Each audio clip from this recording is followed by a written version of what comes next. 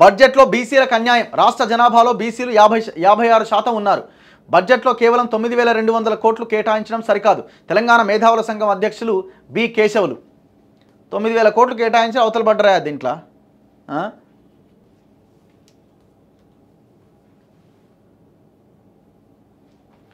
యాచించాల్సిందేనా? బడ్జెట్లో బీసీలపై వివక్షత.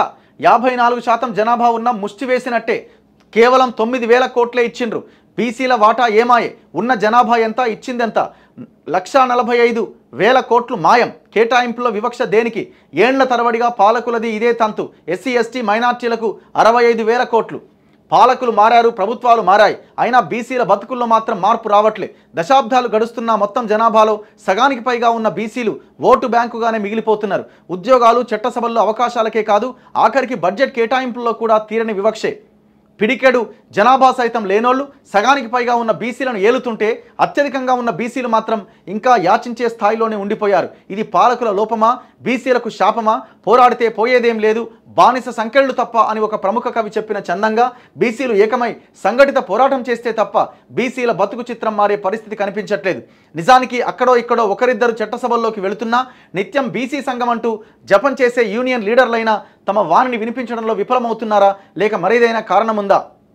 దీని గురించి క్వశ్చన్ చేయాల్సిన అవసరం ఉంది. ఇది శనార్థి తెలంగాణ తీన్మార్ మల్లన్న పేపర్లో ఈ రకమైన విమర్శ కనిపిస్తూ ఉన్నది.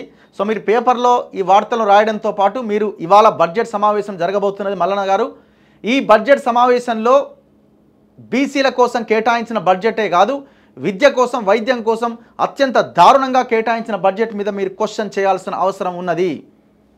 మీరు కాంగ్రెస్ పార్టీలో ఉండొచ్చు, కానీ కాంగ్రెస్ పార్టీ నాయకుల దీంతో మీరైతే ఏం గెలవలేదని నేను అనుకుంటున్నా. మీ సొంత బలంతోనే గెలిచిరని నేను అనుకుంటున్నా. సో కాబట్టి మీరు పార్టీలో ఉన్న ఎమ్మెల్సీ పదవి విషయంలో మాత్రం మీరేం పార్టీ సింబల్ మీద గెలవలేదు కాబట్టి ఈ అంశం మీద క్వశ్చన్ చేయండి. మీరు ఒకవేళ క్వశ్చన్ చేస్తే మీ మీద విప్పు జారీ చేసి మీ పదవిని తీసేసే అవకాశం కూడా ఏముండదు. కాబట్టి ఎమ్మెల్సీగా ఉండి ఈ అంశం మీద, ఈ బడ్జెట్ విషయంలో తీన్మార్ మల్లన్న ఇవాళ ఏం మాట్లాడుతారన్న దాని మీద అందరూ ఆసక్తిగా ఎదురు చూస్తున్నారు. మాట్లాడాల్సిన అవసరం ఉన్నది.